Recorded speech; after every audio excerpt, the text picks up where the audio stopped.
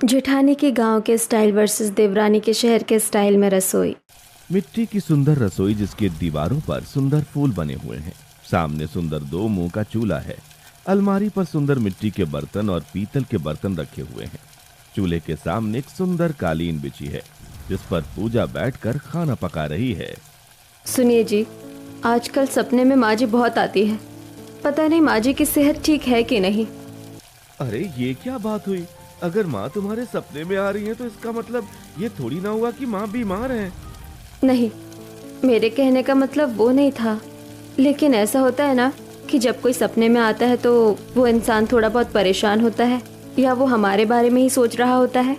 हाँ, हो सकता है माँ को तुम्हारी याद आ रही हो।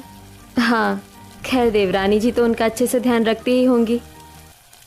ओह गॉड, अच्छा वो मैंने ये ऑनलाइन प्रिजर्वेटिव आलू के पराठे बना दिए थे। अब फटाफट उन्हें तवे पर गर्म करके सबको खिला देती हूँ। अब पैकेट से कच्चे पराठे निकालकर नव्या तवे पर सेकती है और फिर टोमेटो सॉस के साथ घर के लोगों को सर्व करती है। सुभाष पराठे का जैसा ही पहला निवाला अपने मुंह में लेता है। अरे बहू, ये कैसे आलू के पराठे बनाए हैं तुमने? इसके अंदर से तो प्लास्टिक की बदबू आ रही है। हाँ, और इसके अंदर भरा हुआ आलू भी खराब हो चुका है। बदबू आ रही है इसके अंदर से। अरे खड़ी क्या हो नव्या, कुछ बोलो भी। ये कैसा पराठा बनाया तुमने? सच में ये पराठे बहुत बेकार है। भाभी, आपने क्या इसे बाहर से मंगवाया है? अरे वाह, तुम तो बड़ी समझदार हो। हाँ, मैंने ये आलू के पराठे बाहर से ही मंगवाया है। आजकल ऑनलाइन पराठे, समोसे, चाउमीन सब आ जाता है, जिसे बस हल्की फ्लेम पर गर्म करना होता है। अरे बहू, ऑनलाइन पराठे मंगवाने से पहले एक बार पूछ भी लेती। तुम्हें पता नहीं क्या कि पैकेट की चीज कितने दिनों पुरानी होती है? और क्या, इससे तो हमारी सेहत भी खराब हो सकती है। अरे कुछ नहीं होगा, आजकल सब अपना समय बचाने के लिए यही करते हैं। और रसोई में देखिए, गर्मी कितनी ज्यादा हो रही है। मैं इतनी गर्मी में आप लोगों के लिए रसोई में खड़ी होकर कुछ नहीं बना सकती। अब ये सुनकर घर वाले मुंह बनाकर उसी आलू के पराठे को खाते हैं और अपने अपने काम में व्यस्त हो जाते हैं। अब अगले दिन, नव्या, मेरे लिए घर का बना टिफिन पैक कर दो। बाहर का खाना खाकर मैं बोर हो गया हूँ। हाँ भाभी, आप कभी हमें लंच बॉक्स नहीं देती हो। चलो मेरा भी लंच पैक कर दो। अब नव्या ये सुनकर बड़ी परेशान हो जाती है। क्या इतनी गर्मी में मैं आप लोगों का टिफिन पैक करूं? तभी वहां आती है गायत्री। ये सब कुछ सुनकर, इतना परेशान क्यों हो रही हो बहू? तुम्हारी रसोई में सारी फैसिलिटीज हैं। रोटी मेकर है, डिश वॉशर है, मसाला पीसने के लिए मिक्सर है, माइक्रोवेव है और रसोई में चिमनी भी लगा हुआ है जिससे सारी गर्माहट बाहर निकल जाती है। इतनी फैसिलिटी और इतनी स्टाइलिश रसोई होने के बाद भी तुम खाना बनाने से पीछे भागती हो। जाओ फटाफट सबका टिफिन पैक करो। अब मुंह बनाकर नव्या रसोई में आती है। मुझसे नहीं बनने वाला इन लोगों का लंच बॉक्स। एक काम करती हूँ, फ्रिज में ब्रेड पड़ा हुआ है, उसी के अंदर चीज और कुछ वेजिटेबल्स डाल के माइक्रोवेव में ब्रेड पिज्जा बना देती हूँ। अब जल्दी फ्री होने के चक्कर में नव्या फ्रिज से ब्रेड निकालती है। उसके ऊपर कुछ वेजिटेबल्स, मेयोनीज और चीज डालकर उसे माइक्रोवेव में रखकर माइक्रोवेव ऑन कर देती है और कुछ देर बाद चीज ब्रेड पिज्जा बनाकर अपनी ननद और अपने पति के टिफिन में डाल देती है। दोनों ही टिफिन लेकर ऑफिस और कॉलेज के लिए चले जाते हैं। दूसरी तरफ नव्या, मम्मी जी, सारा काम तो हो गया है और मैंने रसोई में सफोला ओट्स मंगा कर रख दिया है। आप अपने लिए दोपहर में सफोला ओट्स बनाकर खा लीजिएगा। मैं अपने दोस्तों के साथ एक छोटी सी पार्टी में जा रही हूँ। इतना कहकर नव्या वहां से चली जाती है और फिर अपने दोस्तों के साथ पार्टी एंजॉय करती है। अब दोपहर 2 बजे जब गायत्री रसोई में आती है तो रसोई चारों तरफ से गंदी होती है। डस्टबिन में कूड़ा पड़ा होता है, सिंक में जूठे बर्तन होते हैं और स्लैब के कोनों में कॉकरोच चल रहे होते हैं। हे भगवान, इतनी स्टाइलिश रसोई की ऐसी तैसी कर रखी है मेरी बहू ने। है ये रसोई? छी, मैं नहीं पका सकती यहाँ कुछ भी अपने लिए। मुझे घिन आ रही है। इतना कहकर गायत्री अपने कमरे में भूखे पेट ही सो जाती है। दूसरी तरफ कॉलेज में जब निशा अपना लंच बॉक्स खोलती है तो, अरे निशा, तुम ये कैसा ब्रेड पिज्जा लेकर आई हो? इसके अंदर से तो बदबू आ रही है। शायद इसमें इस्तेमाल की गई सब्जियां खराब है। हे भगवान, लगता है मेरी भाभी ने पिज्जा बनाते टाइम सब्जियों को देखा नहीं कि वो सब्जी ठीक भी है कि नहीं। तुम ठीक कह रही हो आकृति, ये पिज्जा खाने लायक नहीं है। दूसरी तरफ अंकित जब अपने दोस्तों के साथ अपना लंच बॉक्स खोलता है तो, अरे भाई, कितने साल पुरानी चीज पिज्जा लेकर आया है तू? अरे इसके अंदर से तो बदबू आ रही है। और क्या ये सब खाने की अभी तेरी उम्र है? अरे क्या करूं यार, मेरी पत्नी को मैंने कितनी फैसिलिटीज दे रखी है, इतनी स्टाइलिश रसोई बनवा रखी है, लेकिन उसके बाद भी वो मन लगाकर खाना नहीं बनाती। दूसरी तरफ खेत में फसल की कटाई करते हुए पूजा का पति जब अपना टिफिन खोलता है तो उसके अंदर लहसुन की चटनी, सरसों का साग, मिक्स वेज, गेहूं की रोटी, बाजरे की रोटी और ठंडी ठंडी लस्सी होती है, जिसे देखकर बाकी किसान कहते हैं, हार्दिक भाई तुम्हारी तो मौज है।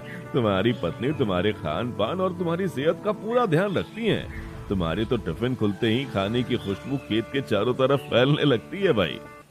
जी शुक्रिया हार्दिक भाई। थोड़ा बहुत हम भी चख लें क्या भाभी के हाथ का खाना? अरे अरे क्यों नहीं क्यों नहीं, आओ बैठो ना। अब हार्दिक अपने अन्य किसान दोस्तों के साथ बैठकर खेत में ही लंच करता है। वहीं पूजा दोपहर में अपनी बेटी के लिए दाल, चावल और पकौड़े तल रही होती है, जिसकी खुशबू गांव की कलावती के नाक में जाती है और वो खुशबू को सूंघकर पूजा की रसोई में आती है। अच्छा, तो पकौड़े तल रही हो बहू, इसकी खुशबू बाहर तक जा रही है। लगता है सरसों के कच्चे घनी तेल इस्तेमाल किया है और बेसन भी अपने हाथ से ही बनाया है। मम्मी मम्मी बहुत तेज भूख लग रही है, जल्दी से दाल चावल पकौड़े खाने को दो ना। हाँ अभी देती हूँ बेटी। अब पूजा फटाफट अपनी बेटी को प्लेट में दाल, चावल, आलू गोभी के पकौड़े निकाल कर देती है। हाँ चाची, मैं सरसों के कच्चे घनी तेल का ही इस्तेमाल करती हूँ और बेसन भी मैंने खुद अपने घर में तैयार किया है। ये आटे की चक्की देख रही है, इसी चक्की में मैं भुने हुए चने डालती हूँ और उसे अच्छे से पीसकर बेसन तैयार कर लेती हूँ। अरे वाह, बड़ी मेहनती हो बहू तुम तो। अच्छा सुनो, 2-3 पकौड़े मुझे भी दे दो, मैंने कड़ी बनाई है, कड़ी चावल के साथ तुम्हारे पकौड़े खाकर मजा आ जाएगा। अब पूजा गर्मा गर्म पकौड़े कलावती को भी निकाल कर देती है। अब इस तरह एक दिन गायत्री के घर में पड़ोस की शकुंतला और बसंती आती हैं। अरे शकुंतला, बसंती, तुम दोनों यहाँ बड़े दिनों बाद फुर्सत मिली तुम्हें मेरे घर आने की। हाँ याद आ रही थी तेरी, तो तुमसे मिलने आ गए। अच्छा आओ बैठो। बहू जाओ, सबके लिए कुछ खाने पीने का बना लो, बहुत दिनों बाद ये लोग आए हैं, लंच तो करके ही जाएंगे। ठीक है मम्मी जी, मैं कुछ बनाकर लेकर आती हूँ। अब नव्या रसोई में आती है, जहाँ रसोई चारों तरफ से गंदी होती है। हे भगवान, इन मेहमानों को भी अभी आना था क्या? अब इनके चक्कर में मुझे रसोई भी साफ करनी पड़ेगी। नहीं, मैं रसोई वगैरह साफ नहीं कर रही, मुझे दोपहर की नींद भी लेनी है। एक काम करती हूँ। अब नव्या फ्रिज खोलती है। फ्रिज में प्लास्टिक के बैग में मसाले की ग्रेवी का बर्फ जमा हुआ होता है। नव्या उसे बाहर निकाल लेती है और फिर कुछ हरी सब्जियां काटने के बाद नव्या मसाले की ग्रेवी जो बर्फ समान है उसे तोड़ तोड़कर कढ़ाई में डालने लगती है। अच्छा हुआ मैंने 1 हफ्ते पहले अदरक, लहसुन, टमाटर और खड़े मसाले का पेस्ट तैयार करके उसे फ्रिज में रख दिया था। अब इन्हीं मसालों से मैं कढ़ाई में थोड़ा सा भूनकर सब्जी बना लूंगी। अब इस तरह नव्या सब्जी बनाती है और दूसरी तरफ वह रोटी मेकर से रोटी बनाने लगती है कि तभी रोटी मेकर फट से आवाज करती है। ओह गॉड, इस रोटी मेकर को भी अभी खराब होना था। चलो, जितनी रोटी बनी है एक काम करती हूँ, फ्रिज में रात के चावल रखे हैं, उन्हें ही गर्म कर देती हूँ। अब फ्रिज से बासी चावल निकालकर नव्या गर्म करती है और फिर सभी खाने को लाकर वह डाइनिंग टेबल पर रखती है। सभी लोग खाना खाते ही खाने को उगल देते हैं।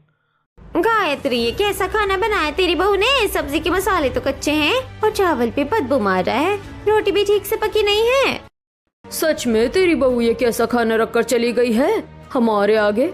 वैसे तो वो बड़ा मोहल्ले में कहती फिरती है उसकी रसोई स्टाइलिश है, स्टाइलिश रसोई में ये घटिया खाना बनाया है तेरी बहू ने।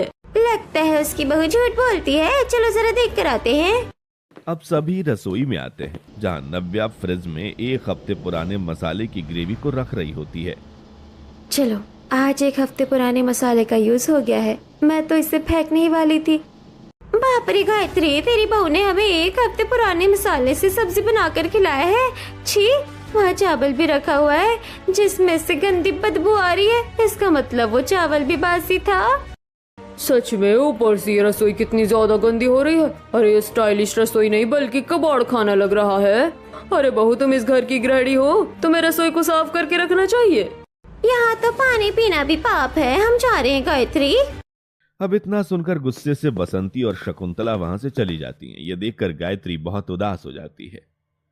बहू, ये सब क्या है? तुम्हारी वजह से मेरी दोनों सहेली बिना कुछ खाए यहाँ से चली गई। ऊपर से तुम्हारी रसोई एनी टाइम गंदी क्यों रहती है? क्या मैंने तुम्हें किसी चीज की कमी दे रखी है जो तुम ऐसा कर रही हो? सॉरी मम्मी जी, आज तो मुझे भी बहुत गिल्टी फील हो रहा है। मुझे ऐसा नहीं करना चाहिए था। मैं आज ही मॉल से जाकर एक्सपेंसिव पैकेट वाले न्यू मसाले लेकर आती हूँ और फिर उसी से खाना बनाकर आप लोगों को खिलाऊंगी। अब मॉल जाकर नव्या ढेर सारे एक्सपेंसिव सब्जी के मसाले खरीदती है और घर आने के बाद उसी मसाले से वो खाना बनाती है। इतना एक्सपेंसिव मसाला लिया है तो सब्जी तो अपने आप अच्छी बन ही जाएगी। इसे 10 घंटे तक खड़े होकर पकाने की कोई जरूरत भी नहीं है। अब नव्या सब्जी रोटी बनाकर घर वाले को खाने को देती है। अरे बहू, तुम तो मॉल से महंगे मसाले लेकर आई थी ना, उसके बाद भी ये सब्जी इतनी बेकार क्यों बनी है? सच में सब्जी में पानी और नमक के सिवा कुछ स्वाद ही नहीं आ रहा है। लग ही नहीं रहा है कि इसमें मसाला भी डाला है, और अगर डाला है तो शायद ये ठीक से पका नहीं है। पता नहीं हमारी बहू हमें कब अच्छा खाना बनाकर खिलाएगी। ओह प्लीज, इतना भी बुरा नहीं बनाया खाना, मुझे तो ठीक लग रहा है। अब अगले दिन सुबह नव्या नाश्ते में सबको नूडल्स, मोमोज, सैंडविच जैसी चीज बनाकर खाने को देती है। बहू ये क्या है? 60 साल की उम्र में मैं चाउमीन और मोमोज खाऊंगा? पापा जी, आज लेट उठी थी इसलिए कुछ बना नहीं पाई। पर भाभी, चाइनीज फूड मैं खा सकती हूँ, भैया खा सकते हैं, लेकिन मम्मी पापा थोड़ी ना खा सकते हैं। आपको थोड़ा तो सोचना चाहिए। अब इसी तरह कुछ हफ्ते गुजरते हैं और एक दिन बालकनी में गायत्री अपने पति के साथ बैठकर शाम की चाय पी रही होती है। सुनिए जी, मुझे अपनी बड़ी बहू की बहुत याद आ रही है। वो कितने अच्छे पकवान बनाती थी। हाँ, ये तो तुम ठीक ही कह रही हो। बड़ी बहू के हाथ के खाने की तो बात ही कुछ और है। उसके हाथों में जादू है, जादू। सुभाष इतना कहता है तभी गांव से पूजा का कॉल आता है। गायत्री फोन उठाती है। हेलो बहू, तेरी तो बड़ी लंबी उम्र होगी। तुझे पता है मैं भी तेरे बारे में बातें कर रही थी। और बता, कैसी है तू? माँ जी, मैं बिल्कुल ठीक हूँ, और मैंने इसलिए फोन किया था कि बच्चों की गर्मियों की छुट्टी पड़ रही है, तो मैं 1 से 2 हफ्ते के लिए गांव से शहर आ रही हूँ। सच में तुमने तो ये बात बताकर मेरा दिल खुश कर दिया। चलो फटाफट आजा, मैं तेरा बेसब्री से इंतजार कर रही हूँ। चलो फोन रखती हूँ। इतने में नव्या आती है। अच्छा, तो जेठानी जी आ रही हैं। पापा जी, आपको ऐसा नहीं लगता कि जेठानी जी के नाम से मम्मी जी कुछ ज्यादा ही खुश हो रही हैं? बहू, तुम्हारी जेठानी है ही इतनी अच्छी कि उसके नाम से घर का हर सदस्य खुश हो जाता है। ये सुनकर नव्या चिढ़ जाती है और पैर पटकती हुई वहां से चली जाती है। दूसरी तरफ पूजा अपने पति से, सुनिए जी, हम गांव से शहर जा रहे हैं। मैं जानती हूँ कि आपको शहर का खाना तो पसंद आएगा नहीं, इसलिए मैं गांव से ही दाल चावल और अपने हाथ के बने हुए सभी देसी मसाले और अपने आंगन में उगी सभी हरी भरी सब्जियां लेकर जाऊंगी। और सोच रही हूँ ये सिलबट्टा भी लेकर जाऊं। माँ जी को सिलबट्टे की चटनी बहुत पसंद है। अरे तुम पागल हो क्या? इतना सारा सामान उठाकर ले जाओगी? जानती हो बैग कितना ज्यादा भारी हो जाएगा। और वहाँ तुम्हारी देवरानी की रसोई तो है ही। सुना है उसकी रसोई काफी स्टाइलिश है। अरे रहने दीजिए, उनकी रसोई का खाना तो माँ जी खाती ही है, लेकिन गांव के रसोई के सामानों से जब मैं वहाँ सबको खाना बनाकर खिलाऊंगी ना, तो वो सब खुश हो जाएंगे। और हाँ, बैग भारी हुआ ना तो हम कूली कर लेंगे। मम्मी मम्मी, बहुत मजा आएगा ना शहर जाकर? हाँ बेटी, बहुत मजा आएगा। अब पूजा बड़े से बैग और थैले में चावल, दाल और अपने देशी मसाले के डब्बे, हरी भरी सब्जियां और सिलबट्टा बैग में भरकर पैक कर लेती है। अब अगले दिन पूजा ट्रेन से अपने परिवार के साथ गांव से शहर आ रही होती है। अब शहर पहुंचते ही एक कूली के माथे पर पूजा अपना सारा सामान रख देती है। अरे बाप रे, सामान तो बहुत भारी लग रहा है मैडम आपका। लगता है गांव से पहली बार शहर आई हो। अब शहर में ही बसने का इरादा है? अरे नहीं भैया, ऐसा कुछ नहीं है। गांव से शहर तो मैं अपने परिवार से मिलने आई हूँ बस, और उन सब के लिए कुछ न कुछ लेकर आई हूँ, इसलिए बैग थोड़ा भारी है। अब टैक्सी करके पूजा अपने शहर के घर में आती है, जहाँ सभी के चेहरे पर मुस्कुराहट होती है, लेकिन नव्या थोड़ी चिड़ी होती है। वहीं पूजा और उसका पति सभी के पैर छूकर आशीर्वाद लेते हैं। वहीं उसकी बेटी, प्रणाम दादी जी, प्रणाम दादाजी, प्रणाम चाचा जी, प्रणाम चाची जी। अरे बस बस बेटा, आओ अंदर आओ। चलो तुम सब हाथ मुंह धोकर कपड़े बदल लो। छोटी बहू जाओ, सबके लिए कुछ खाने का बना लो। सब बहुत दूर से आए हैं, भूख लग रही होगी। अब नव्या रसोई में आकर खाना बनाने की बजाय सबके लिए चाउमीन, मोमोज, नूडल्स बनाकर तैयार करती है और वही चाइनीज फास्ट फूड घर के सदस्यों को डाइनिंग टेबल पर खाने को देती है, जिसे देखकर नव्या का जेठ कहता है, अरे ये सब क्या है? माँ घर में दाल चावल रोटी सब्जी साग पापड़ नहीं थे क्या बनाने के लिए?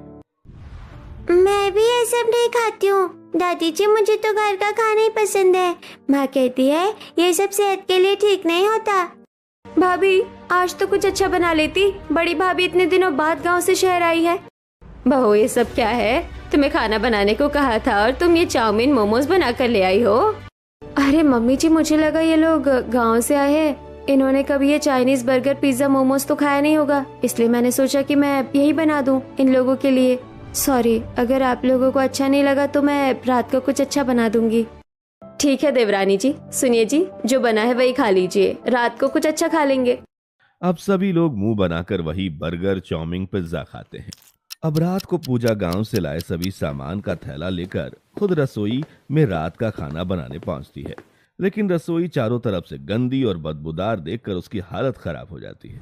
बाप रे, देवरानी जी की रसोई देखने में तो काफी स्टाइलिश है, यहाँ महंगी महंगी मशीनें भी है, लेकिन साफ सफाई तो जरा भी नहीं है। डस्टबिन से बदबू, सिंक में झूठे बर्तन, फर्श पर चिकनाई, वही गैस पर भी चिकनाई चारों ओर फैली हुई है। देवरानी जी रसोई साफ नहीं करती क्या? अब पूजा खुद ही सबसे पहले रसोई में झाड़ू लगाती है, फिर जूठे बर्तन धोती है और फिर स्लैब से लेकर रसोई के फर्श तक को पोछे से अच्छे से पोंछती है। अब सफाई होने के बाद पूजा अपने थैले से कदीमा, पालक, बथुआ, मक्के का आटा, अरहर की दाल, चावल, सिलबट्टा निकालती है। एक बार देखती हूँ देवरानी जी के रसोई में कौन कौन सी दाल है। अब पूजा जैसे ही दाल का डब्बा खोलती है, उसके अंदर कीड़े चल रहे होते हैं। डर के मारे पूजा उस दाल के डब्बे को डस्टबिन में फेंकती है। बाप रे, देवरानी जी खाना नहीं बनाती है क्या? उन्होंने उस दाल के डिब्बे को सालों से खोला ही नहीं है। अच्छा है मैं गांव से राशन लेके आई हूँ। अब पूजा कदीमा, बथुआ, पालक जैसे सब्जियों को अच्छे से छांट कर काटती है, उसे धोती है और फिर सिलबट्टे पर मसाला पीसने लगती है। तभी वहाँ पर उसकी सास आ जाती है। अरे बहू, तुम ये सब कुछ गांव से लेकर आई हो क्या? क्योंकि मेरी रसोई में तो ये देसी सिलबट्टा था ही नहीं। माँ जी, मैं ये सब कुछ गांव से लेकर आई हूँ। आज मैं आपको शहरी रसोई में ही गांव के स्टाइल में खाना बनाकर खिलाऊंगी। ये सुनकर गायत्री खुश हो जाती है और वहाँ से चली जाती है। अब पूजा जैसे ही कढ़ाई में गांव के देसी मसाले का छौंका लगाती है, मसाले की भीनी भीनी खुशबू रसोई से बाहर जाने लगती है, जिसे सूंघकर पड़ोस की बसंती फौरन गायत्री के घर में आती है। अरे गायत्री, तेरी रसोई से तो कभी खाने की खुशबू नहीं आई। जहाँ तक मुझे पता है तेरी बहू तो खाना बनाती भी नहीं थी। आज ये खाने की भीनी भीनी खुशबू तेरी रसोई से आ कैसे रही है? तेरी छोटी बहू खाना बनाना सीख गई है क्या? बिल्कुल नहीं, ये सब उसके बस की बात नहीं है। दरअसल इस खुशबू की वजह मेरी बड़ी बहू है जो गांव से आई है। आज वही रसोई में खाना बना रही है। बैठो, तुम भी रात का खाना खाकर जाना। अब कुछ देर बाद पूजा अपने हाथ से डाइनिंग टेबल पर बथुए की दाल, कदीमे की सब्जी, तोड़ी की सब्जी, फ्राई दाल चावल, मक्के की रोटी और गेहूं के आटे की रोटी बनाकर डाइनिंग टेबल पर रखती है। 2 से 3 तरह की चटनी भी खाने में शामिल होती है। बाप रे, खाने के इतने सारे आइटम, आज तो मजा आ जाएगा। बड़ी भाभी, सच में इतना सारा खाना एक साथ मैंने कभी नहीं खाया। ऊपर से इस खाने की खुशबू तो मेरा मन ललचा रही है। नव्या भाभी से तुम भी ऐसा खाना बनाना सीख लो ना। ये सुनकर नव्या चिढ़ जाती है। अब सभी लोग खुशी से खाना खाने लगते हैं। बहू, बड़ा अच्छा लगा तुम्हारे हाथ का खाना खाकर। सोच में तुम्हारी छोटी बहू से तो लाख गुना अच्छा खाना तुम्हारी गांव की बहू बनाती है। मजा आ गया खाना खाकर, आज तो बहुत अच्छी नींद आएगी। सच में जेठानी जी ने खाना तो अच्छा बनाया है, लेकिन मैं इनकी तारीफ नहीं करूंगी। अब इसी तरह कुछ हफ्ते गुजरते हैं और एक दिन नव्या घर के बाहर ओखली में मोटा धनिया, सूखी मिर्ची कूट रही होती है। तभी पड़ोस की सुमित्रा और बसंती वहां आती हैं। अरे, तुम तो गायत्री की गांव की बहू हो ना? अरे हाँ, ये गायत्री की बड़ी बहू है जो गांव से आई है। लेकिन बहू, तुम ये क्या कर रही हो? ये मसाले क्यों कूट रही हो? इतने में वहां गायत्री आ जाती है। जी, वो मुझे शहर के मसाले पसंद नहीं है। मैं गांव से सूखे मसाले लेकर आई थी, अब उन्हें ही कूट कर तैयार कर रही हूँ ताकि अपनी सास को देसी मसाले से खाना बनाकर खिला सकूं। बाप रे, कितनी परवाह करती है गायत्री तुम्हारी बहू तुम्हारे खान पान का। यही सोच अगर तुम्हारी छोटी बहू में भी होती तो कितना अच्छा होता, लेकिन वो तो कामचोर है। सही कहा। वैसे बहू थोड़ा सा मसाला मुझे भी दे देना, मैं भी आज देसी मसाले से ही खाना बनाऊंगी। अब बालकनी में खड़ी नव्या ये सब कुछ सुन रही होती है। हे भगवान, लगता है मेरी जेठानी खुद तो यहाँ आई ही है, साथ ही अपनी देहाती रसोई भी उठा कर ले आई है। ऊपर से सब उसी के गुण गा रहे हैं, जैसे मैंने तो इन लोगों के लिए कभी कुछ किया ही नहीं। अब इसी तरह जब अंकित और निशा अपनी बड़ी भाभी के हाथ का बना खाना कॉलेज और ऑफिस लेकर जाते हैं तो वहाँ उनके खाने की बहुत तारीफ होती है। अंकित, आज तो तुम्हारे टिफिन से बहुत अच्छी खुशबू आ रही है, क्या बात है? आज तुम्हारी पत्नी का मूड ठीक था क्या? अरे नहीं यार, मेरी पत्नी का मूड कभी ठीक नहीं होता। खाना बनाने के मामले में ये सब खाना तो मेरी गांव वाली भाभी ने बनाया है, तू भी खा। दूसरी तरफ आकृति निशा के लंच बॉक्स का खाना टेस्ट करके, अरे बाप रे, ये खाना तो बहुत स्वादिष्ट है। ऐसा खाना मैंने लास्ट टाइम गांव में खाया था। अरे तो ये खाना भी मेरी गांव की भाभी ने ही बनाया है, आकृति, और वो बहुत स्वादिष्ट खाना बनाती है। उनके हाथ का खाना बनते ही पूरे घर में खाने की खुशबू फैलने लगती है। अरे मोहल्ले के लोग तक आ जाते हैं मेरे घर में। अब घर आकर अंकित और निशा पूजा के खाने की तारीफ करते हैं। भाभी, आज का लंच बॉक्स इतना स्वादिष्ट था ना कि ऑफिस में सब तारीफ कर रहे थे। बड़ी भाभी, आप सच में बहुत अच्छा खाना बनाती हो। हाँ भाभी, आपके हाथ में जादू है, जादू। मेरी भी कॉलेज फ्रेंड्स आपके खाने की काफी तारीफ कर रही थी। ये सुनकर नव्या को फिर से गुस्सा आ जाता है। अच्छा, अब बस भी कीजिए। कितनी तारीफ करेंगे आप लोग जेठानी जी की? वैसे भी उनके जाने के बाद आपको फिर से मेरे हाथ का खाना खाना है। वहीं गायत्री अब जब भी रसोई में जाती तो रसोई चांदी की तरह चमचमा रही होती और अब रसोई में बदबू की जगह खुशबू फैली होती। जब से मेरी गांव की बहू आई है तब से मेरी शहरी बहू की रसोई चांदी की तरह चमचमाती है, वरना इससे पहले तो मेरी छोटी बहू ने इस रसोई को नरक बना रखा था। अब इसी तरह कुछ हफ्ते गुजरते हैं, जिसके बाद पूजा शहर से गांव जाने का फैसला लेती है। माँ जी चलिए, अब मैं चलती हूँ, मेरी बेटी की भी छुट्टियाँ खत्म हो गई है। भाभी, बिल्कुल भी मन नहीं है कि आप गांव जाओ। अब इस घर में स्वादिष्ट खाना हमें कौन बनाकर खिलाएगा? हाँ, मसालों की खुशबू भी नहीं आएगी रसोई से। हाँ, बड़ी बहू के हाथ का खाना खाकर तो थोड़ी सेहत भी ठीक हो गई थी। अरे बस बस, बहुत तारीफ हो गई जेठानी जी की। और आपको लेट हो रहा होगा जेठानी जी, समय से चले जाइए वरना ट्रेन छूट जाएगी। देवरानी जी, मैं जा रही हूँ, आप लोग अपना ध्यान रखना। अब पूजा अपने परिवार वालों के साथ दोबारा गांव आ जाती है, लेकिन पूजा के गांव गए ठीक से 1 महीना भी नहीं गुजरता कि गायत्री की तबीयत बहुत ज्यादा खराब हो जाती है। माँ, आप अपना ध्यान नहीं रख रही हो क्या? क्या हो रहा है मम्मी आपको?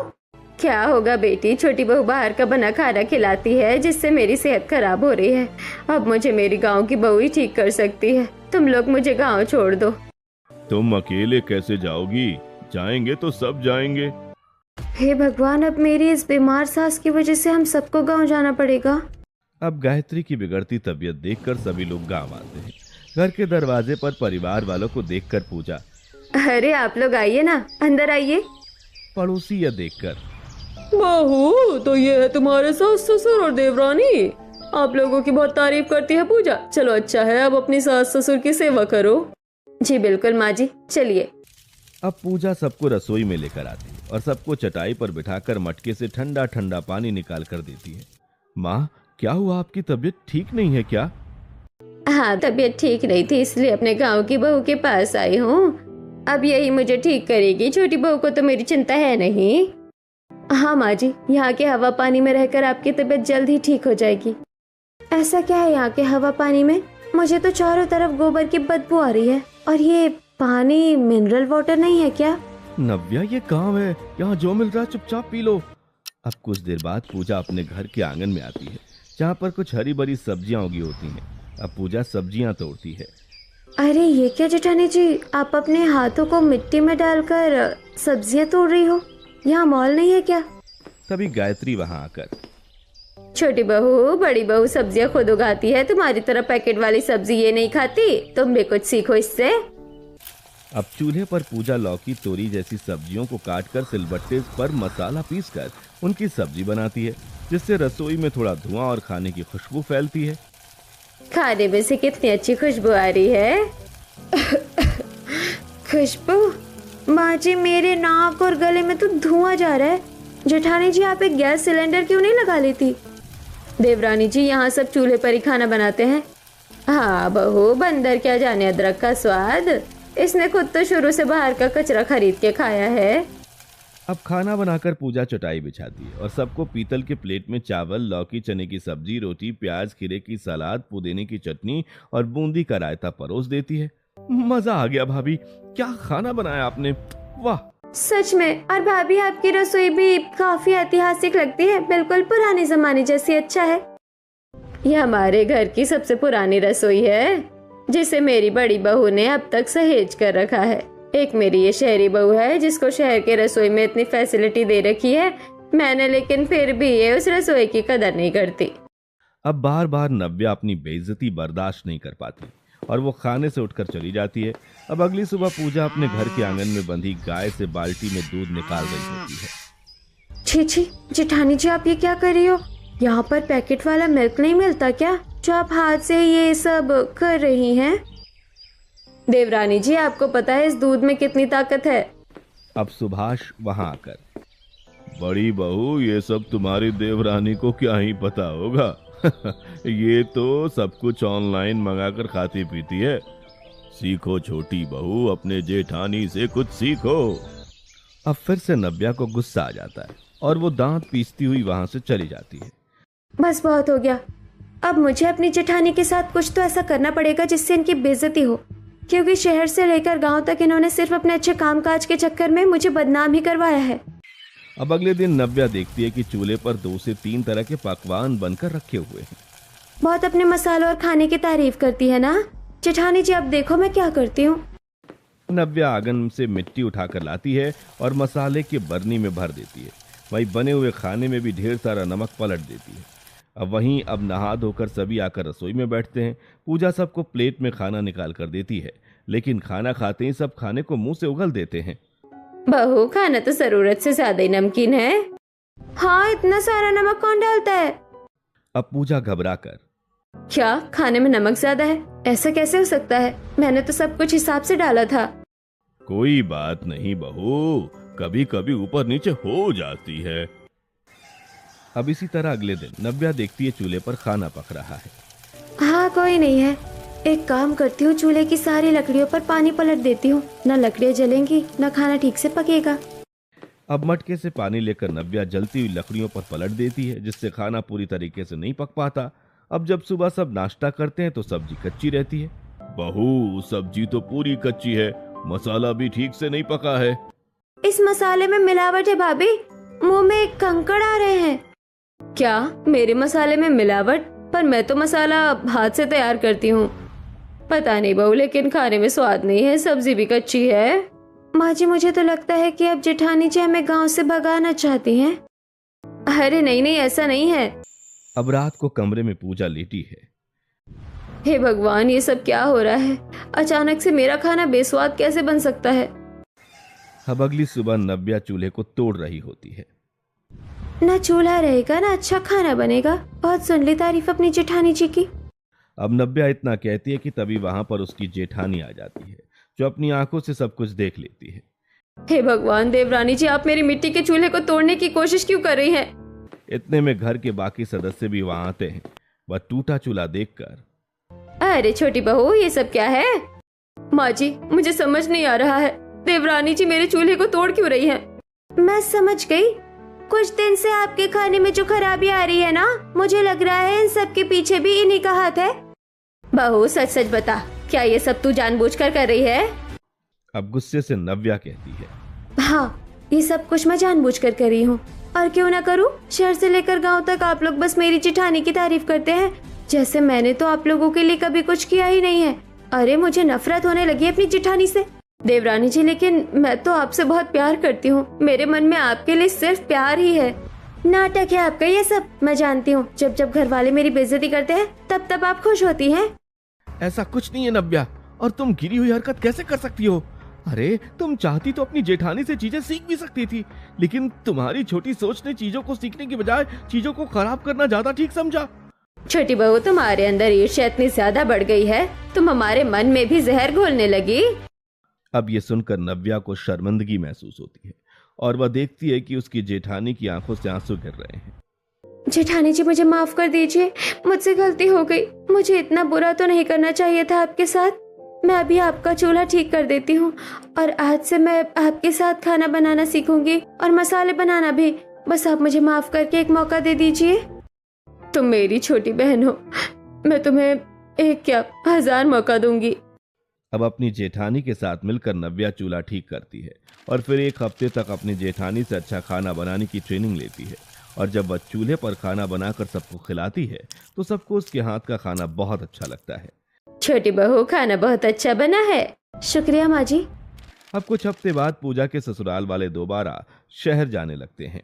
जेठानी जी, मैं जा रही हूँ, आप अपना ख्याल रखना। तुम भी अपना ख्याल रखना देवरानी जी। अब खुशी खुशी नव्या अपने परिवार वालों के साथ गांव से शहर आ जाती है। अब नव्या जब शहर की रसोई में खाना बनाती है तो पड़ोस के लोग खाने की खुशबू सूंघकर घर के अंदर आ जाते हैं। गायत्री, तेरी बड़ी बहू गांव से फिर आ गई है क्या? हाँ पक्का, इसकी बहू ही आई होगी गांव से, उसी के खाने से इतनी अच्छी खुशबू आती है। नहीं, इस बार मेरी बड़ी बहू नहीं बल्कि छोटी बहू अपनी जेठानी जी से सब कुछ सीख कर आई है गांव से। अरे वाह, क्या बात है, तुम्हारी दोनों बहू ही बेहतरीन खाना बनाना सीख गई है। मतलब अब तो तुम्हें गांव से लेकर शहर तक दोनों ही रसोई में स्वादिष्ट पकवान खाने को मिलेंगे। नव्या खाने की कटोरी लाती हुई।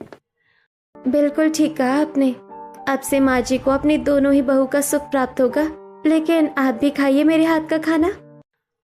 अब पड़ोसी खुशी खुशी नव्या के हाथ का स्वादिष्ट खाना लेकर चले जाते और इस दिन के बाद से गायत्री अपनी दोनों ही बहू का सुख भोगने लगती है।